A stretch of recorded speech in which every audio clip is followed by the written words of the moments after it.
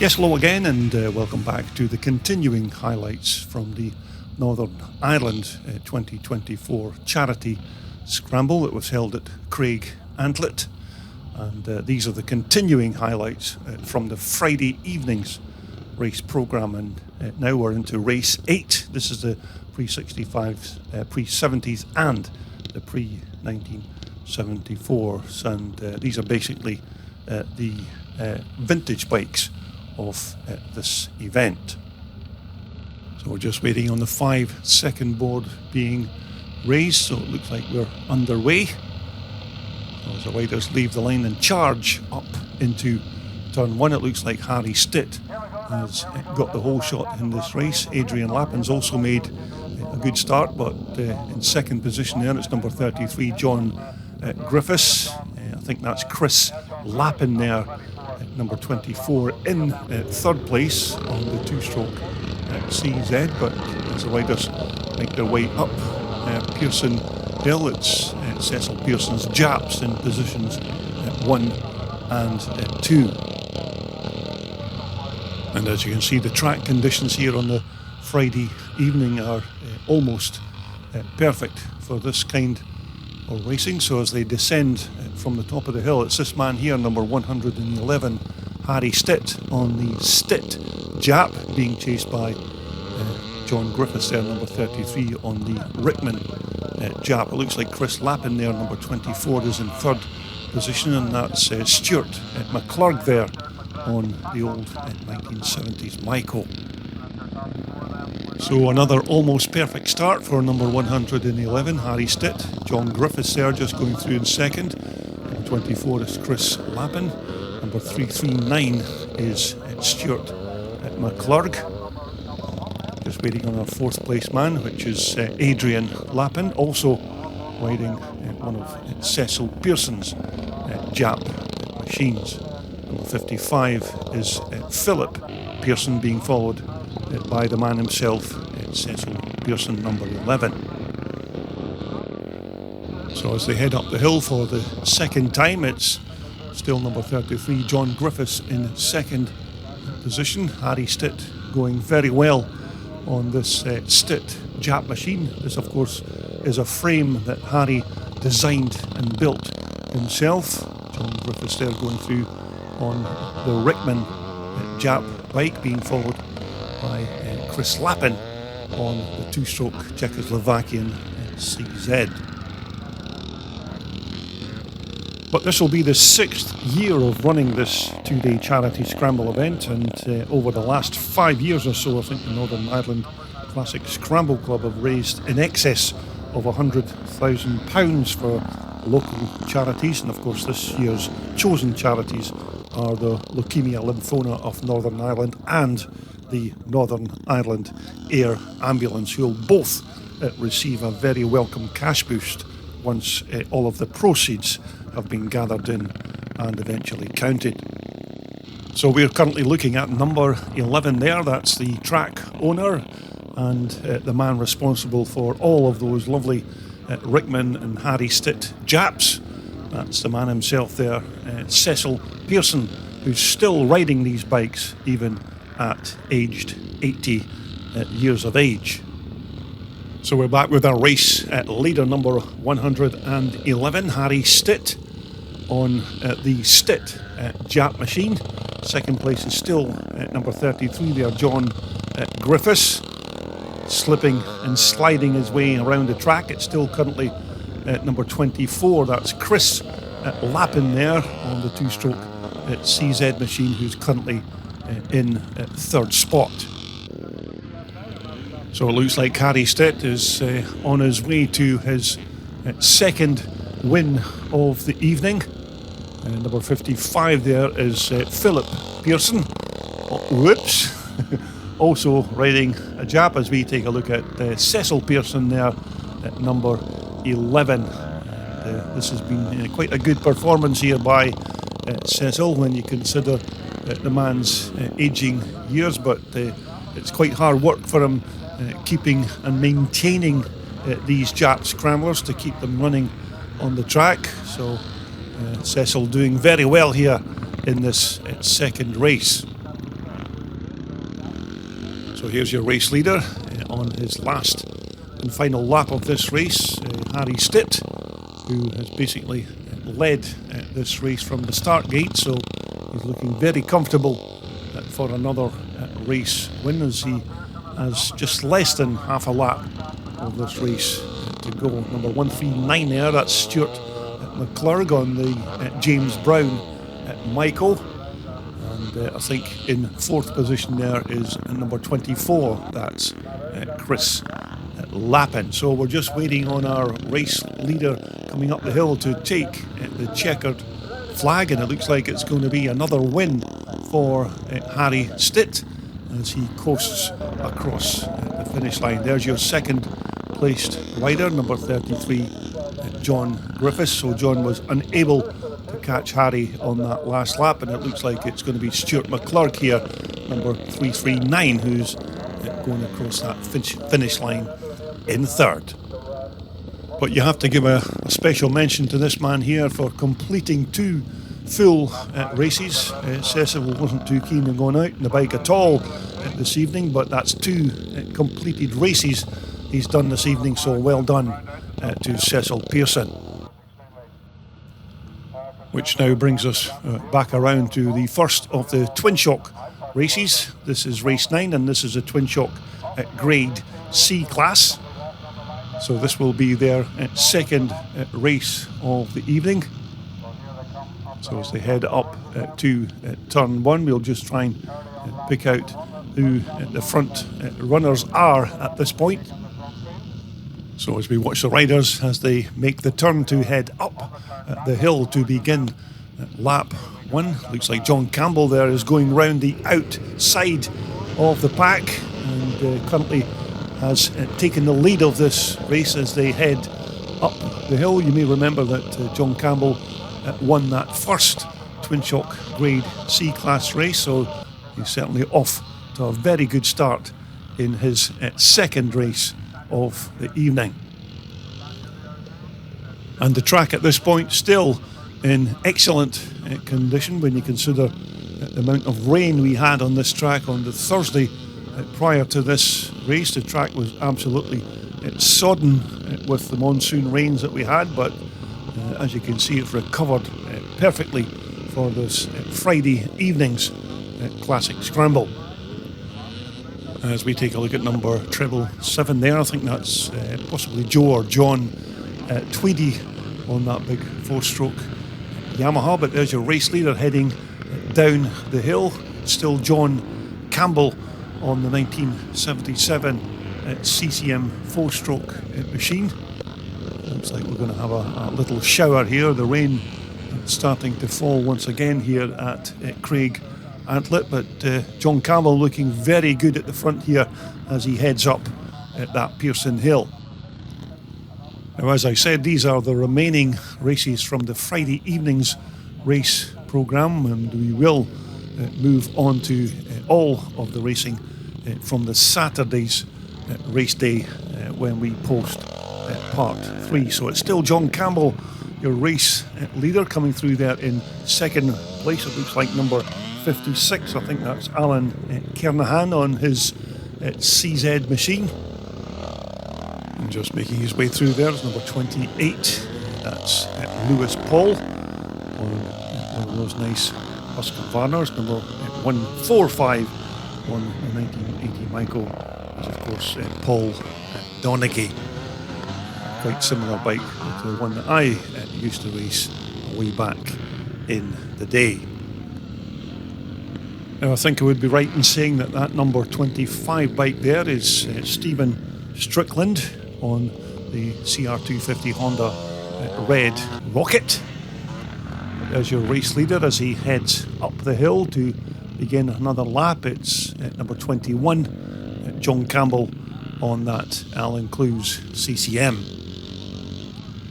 Number 465 there is another rider that's unfortunately not listed in my race programme. Looks like he's riding a big 4-stroke Yamaha, but here's your race leader up at the front. He's got quite a comfortable lead now, John Campbell, number 21, on that quite rare 77 CCM bike. Number 56 in second position is still Alan Kernahan on the two-stroke CZ. But once again, another big thanks to Cecil Pearson, the land owner, who not only has been racing at this event, but he also helps to put together all the infrastructure for this charity event each year. So once again, thanks to Cecil and of course all of the Pearson family for their efforts for this year's 2024 Scramble event. But as you can see, the rain beginning to fall here on Craigantlet, as if we hadn't had enough rain in the last couple of days, but hopefully it won't get too wet before the end of this second block of racing. We take a look at number 465 again on what looks like that big four-stroke XT Yamaha machine, but there's your race leader, still quite comfortable out there at the front, number 21 John Campbell, who, as I said, was the winner of the first Twin Shock Grade C-Class race of the evening. So as a race leader, John Campbell heads around on his last and final lap of this race. It looks like he's got win number 2 in the bag, so he basically just has to keep it together to go down the hill and come up once again to take the checkered flag. So here's your race winner for his second race win of the day. It's number 21 John Campbell, and it's going to be number 56 who crosses the line in second. That's Alan Kernahan on the CZ. So that brings us on to race 10, and this is the Twin Shock Grade B class for their second race of the evening. So it looks like another good lineup of Twin Shock B class riders for this race. So looks like we're under starters orders as our riders leave the line in a shower of rooster tails and head up into turn 1. It looks like that could be number 46. I think that's Eddie Hampton, who's made a decent start there in pole position. Eddie, I think, is riding that an old 1978 or possibly a 1979 Michael. So as they head up the hill, it looks like it's number 46, Eddie Hampton, who's taken the early lead as they head up the hill for the very first time. So it does look like it's at number 46, Eddie Hampton, who's taken the early lead of this race, and that looks like, I think that's number 93 in second position. That will be Callum Pearson. So Callum Pearson's also made a good start in this Twin Shock Grade B class race. Looks like Callum Pearson's going to have a go going down the hill, but he's managed to pass, but Eddie Hampton's taken that tighter line.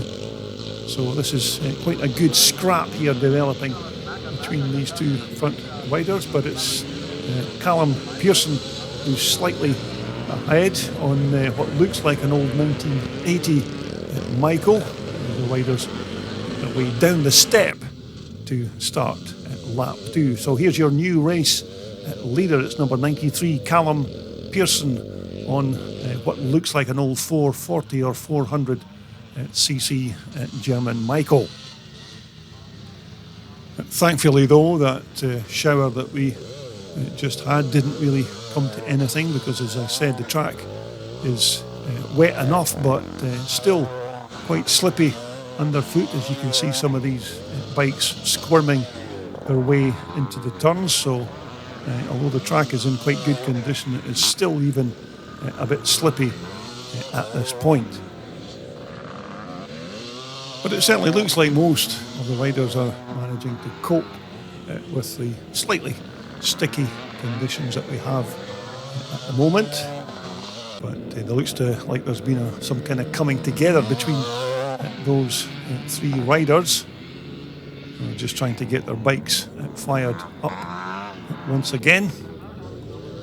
Now it looks like we have a change of leader at the front. It was Callum Pearson, but now it's number 61, Richard Murdoch, who, as you remember, won this Twin Chalk Grade B class race in the first block of racing. So looks like Richard's passed Callum Pearson and is now the leader of the second race of the day. Number 111 just going through there is Ian McMahon. I think that was Eddie Hampton, currently in third position. Number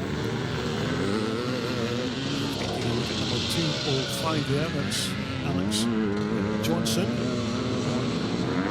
480 two-stroke Honda. So we're back with our race leader, number 61, Richard Murdoch, on the 1981 490 Maiko. So Richard looking very comfortable here at the front of this pack. Second place rider is not the man coming into your picture. I think that's one of the riders that had that coming together earlier on.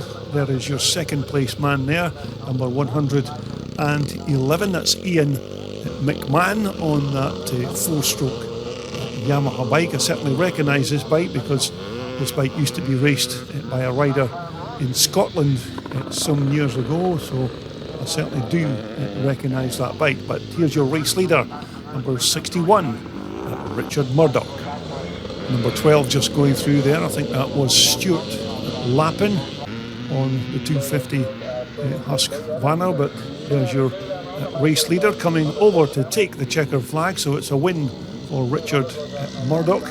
There's your second placed rider just crossing the line now, and it's number 111. That's Ian McMahon. But as you can see, we've had a few retirees from this race. That number 16 bike, I think that could be Joel Donnan on the Yamaha there, and looks like Eddie Murray has not had a good day with his RM Suzukis. It's beginning to look like a Suzuki car park for Eddie Murray. So we're on to the second race of the day for the Twin Chalk Big Boys. This is the Twin Chalk Grade A class, race 11, and this is their second race of the evening.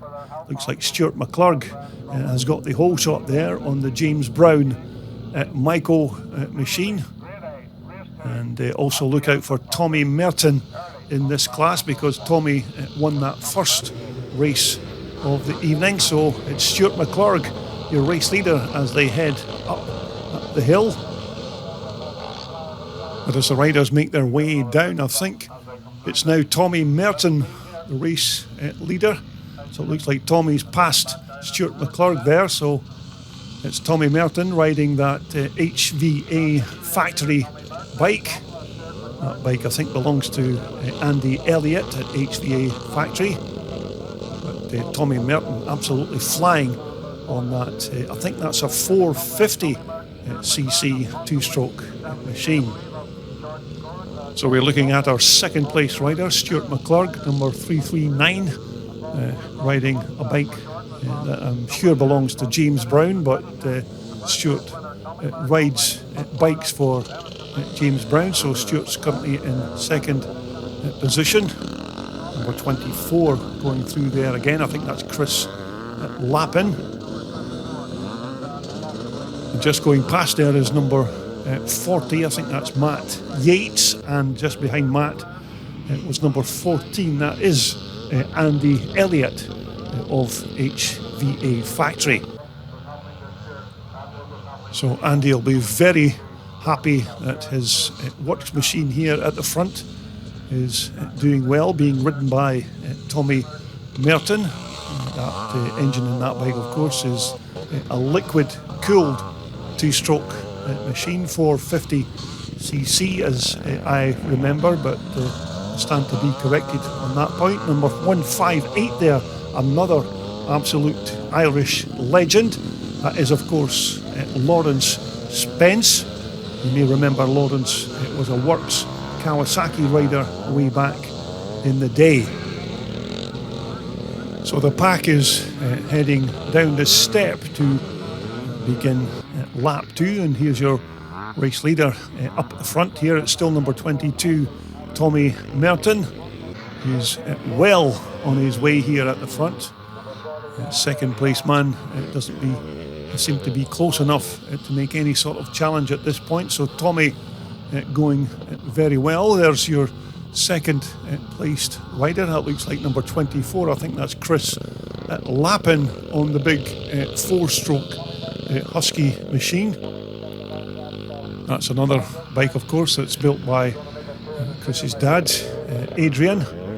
Very quick machine, but there's your race leader, Tommy Merton, heading down to begin another racing lap. So Tommy comes up to take the last lap flag, and as you can see, there's certainly nobody close enough to make a challenge, but there's your second place man, number 24, Chris Lappin. It looks like it's now number 169 in third position, and I think that could be Stephen Beattie there, number 169 on the Michael, but he's your race leader heading towards the checkered flag for his second win of the evening. But this has been a good ride here by this man here, number 24, Chris Lappin, on the big 4-banger Husky.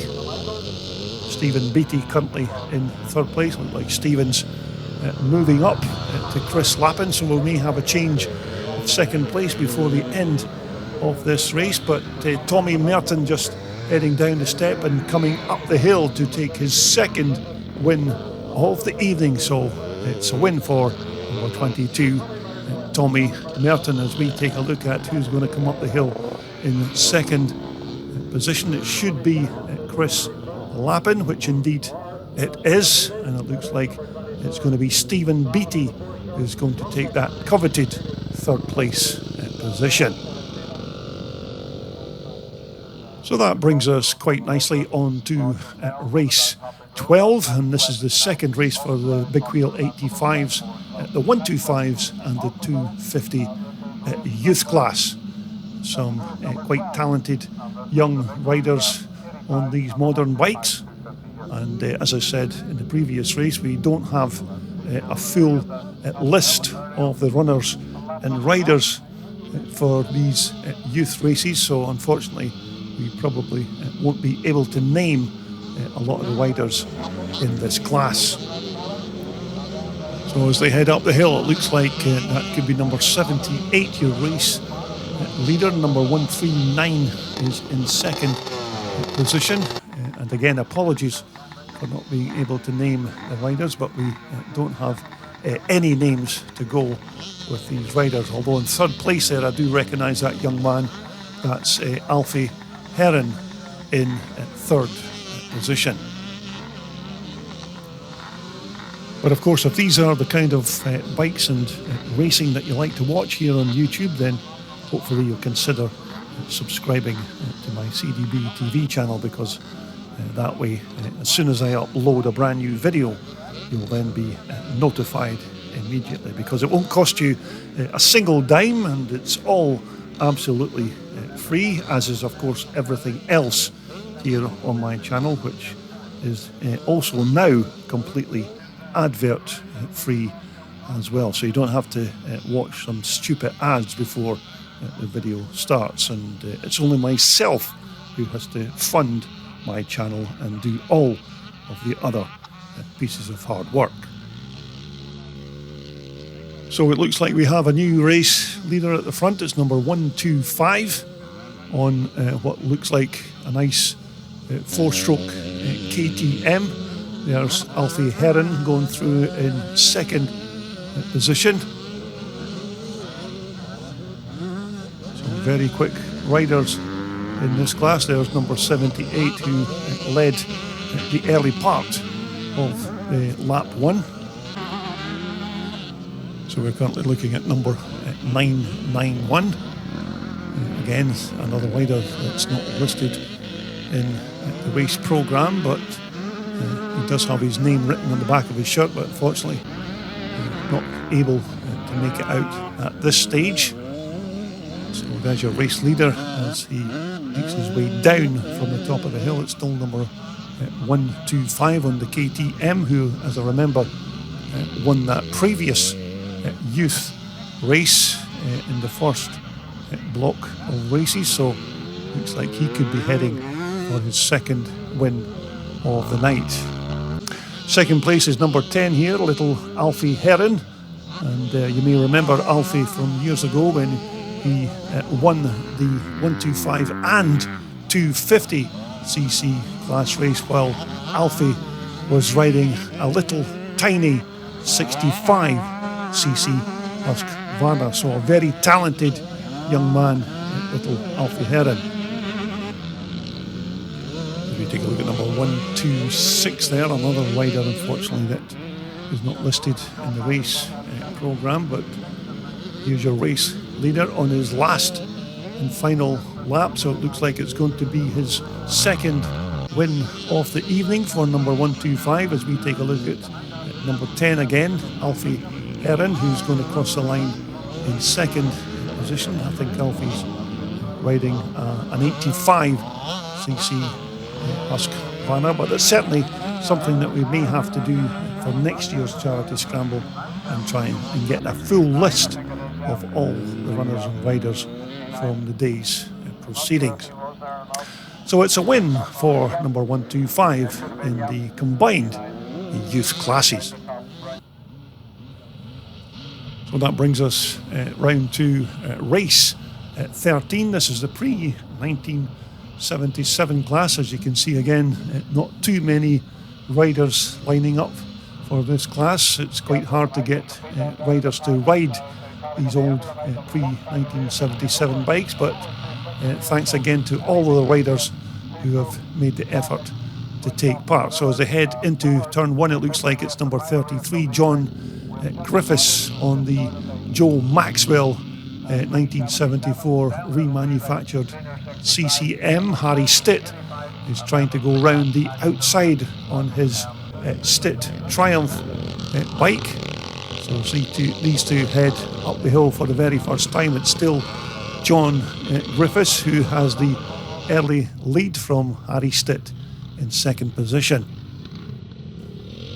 So these two are basically taking up from where they left off in the first pre-1977 race. So it's John Griffiths with the early lead, Harry Stitt on that frame that he built himself. It's I think it's a copy of a CCM frame that Harry built himself, and he's put together a hybrid Triumph twin motor with a 500cc bottom end with a 750cc top end.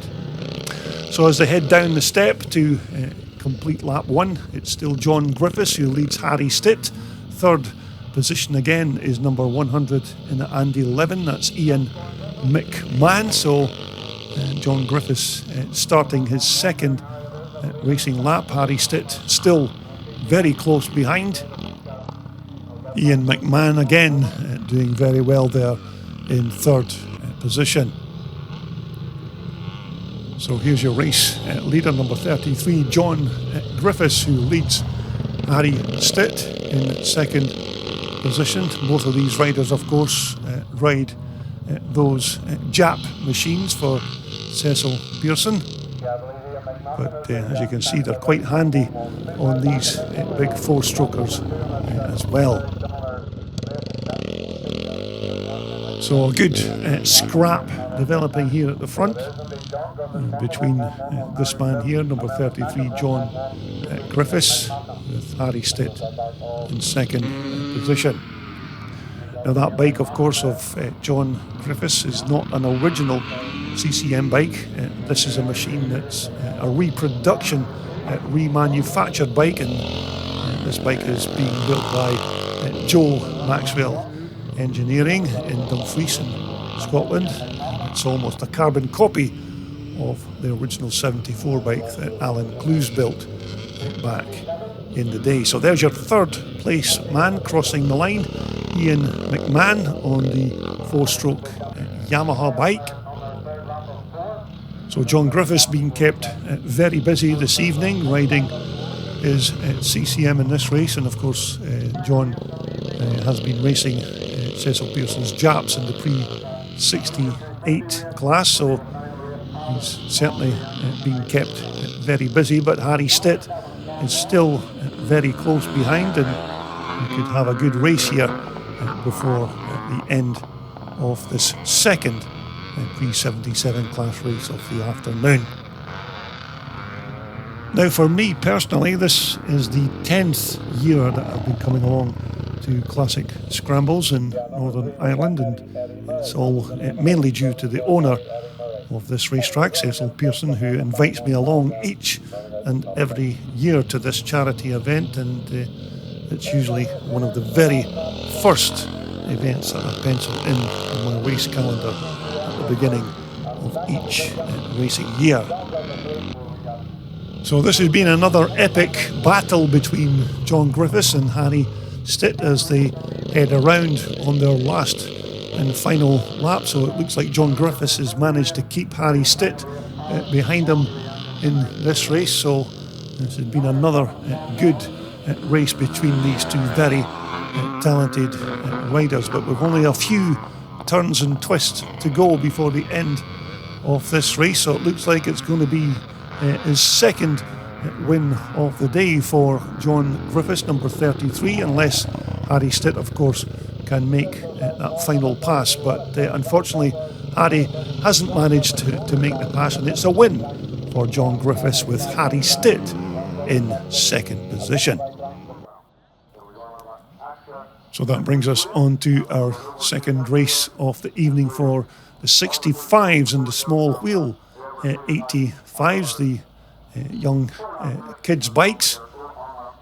As I said, we don't normally feature these modern bikes here on my CDB TV channel, but this is, of course, a charity event, so these youngsters certainly deserve their 5 minutes of fame. So as they come round to start lap 1, it's number 17 who leads the race, who in fact I think won that first race of this class earlier on.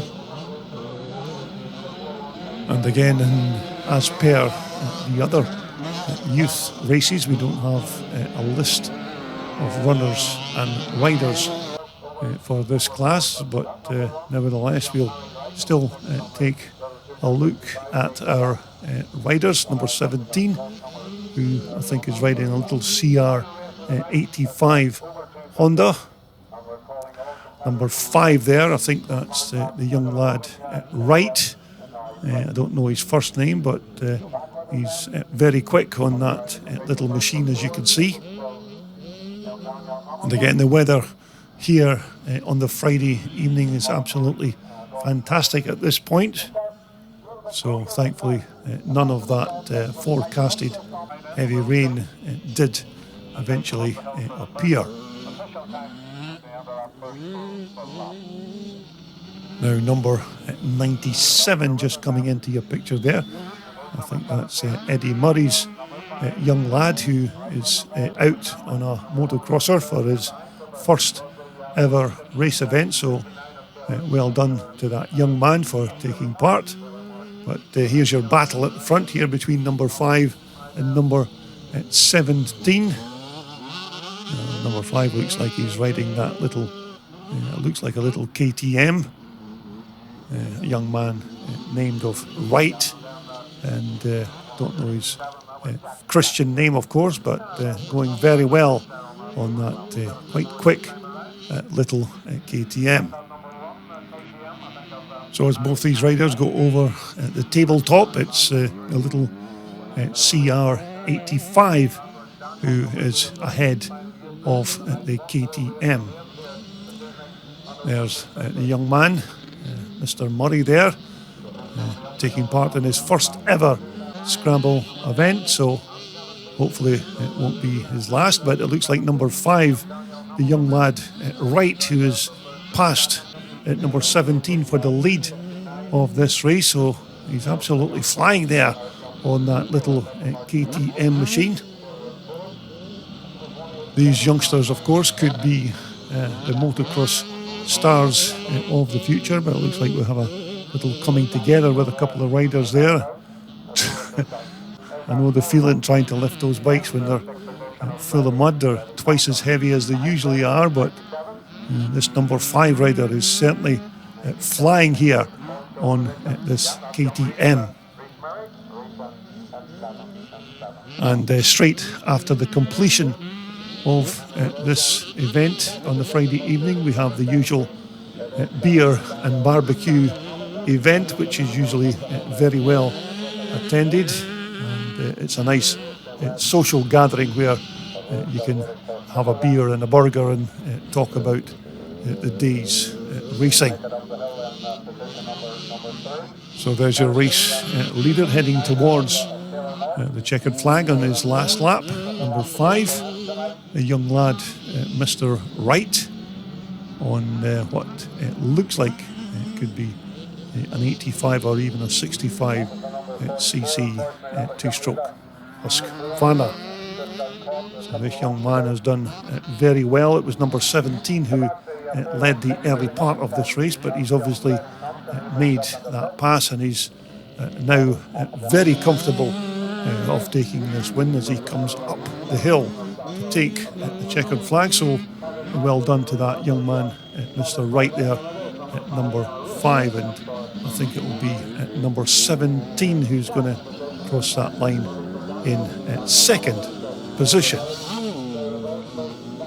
So that brings us around to what was to be the final race of the evening, and this is an all-comers 250 race. So basically, if your bike is over 250 cc's, then you can take part in this race, whether it be a two-stroke or a four-stroke machine. It's not hard to point out where the two strokes are on the start line. You just need to look for those plumes of smoke at the back. So they're under starters' orders, and they head up into turn 1 for the final race of the night. So there's a nice combination here of big two-stroke bikes and four-strokers as well. So as they make the turn to head up the hill to begin lap 1, it looks like it's number 22, Tommy Merton, on the HVA factory two-stroke Husqvarna. I think it's Stuart McClurg who's currently in second position. So on lap 1, as they descend from the hill, it is number 22, Tommy Merton, who leads number 339. That's Stuart McClurg on the James Brown Michael. Number 5 there is John Allen, or Mad John as he's known to his friends. But there's the two HVA factory Huskies going through there. I think that was Matt Yates in third position, with Andy Elliott in fourth, but it's Tommy Merton here at the front of the pack as he heads down to the bottom section of the racetrack. It's Stuart McClurg in second. It's John Allen at number 5 in third. It looks like Matt Yates is in fourth, and Andy Elliott in fifth position. So as they begin lap 2, it's still number 22, Tommy Merton, your race leader. I think it's still Stuart McClurg in second position, but Tommy Merton absolutely flying on that Andy Elliott HVA factory machine. I'm pretty sure still in second position, just making his way through now, is number 339. That's Stuart McClurg on the James Brown Michael. So Stuart been riding very well here this evening at this charity event, and looking very good here in second position.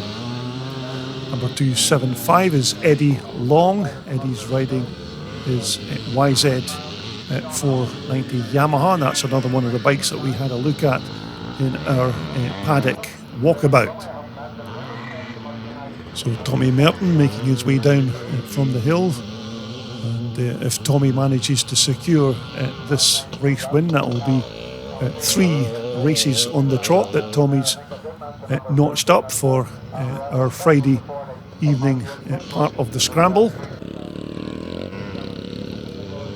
We're looking at our third placed man there, number 5 John Allen, and there's the two HVA factory bikes. Number 14 is Andy Elliott, number 40 is Matt Yates. So both of these HVA factory bikes going very well, currently in, I think they're in 4th and 5th place positions. So Tommy Merton heading up the hill for the last time as he starts his last and final lap. No sign of Stuart McClurg, who was in second position, so this could be our second place rider now, number 5 John Allen. It's Andy Elliott who's now in third place with number 40 there, Matt Yates in 4th. So this could be a win number 3 for this very talented rider, Tommy Merton, on that HVA factory liquid cooled 2-stroke 450 Husqvarna. So currently on his last and final lap, it looks like it's going to be the third win of the evening for number 22 Tommy Merton, and Stuart McClurg is still running in second place as we look at the battle for third, 4th and 5th between number 5 John Allen and those two HVA factory Husqvarnas of Matt Yates, who is number 40, and Andy Elliott, number 14. So as they come up to take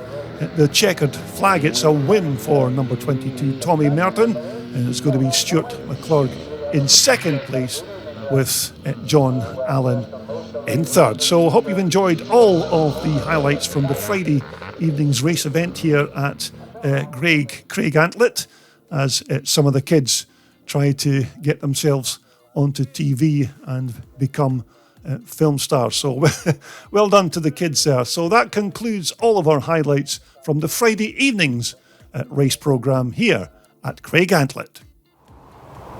Well, there you have it. That just about concludes day one of our 2-day coverage of this 2024 Charity Scramble event here at Craigantlet. But of course, we will be back tomorrow, which is Saturday, for a full race programme. I think there's going to be about 24 races to get through tomorrow. But right now, I'm away for a well-earned beer and a burger. And I'm going to join the boys at the barbecue for a beer and burger. So until we return for the Saturday's race programme, from all of us here at Craigantlet for the time being, it's goodbye for now.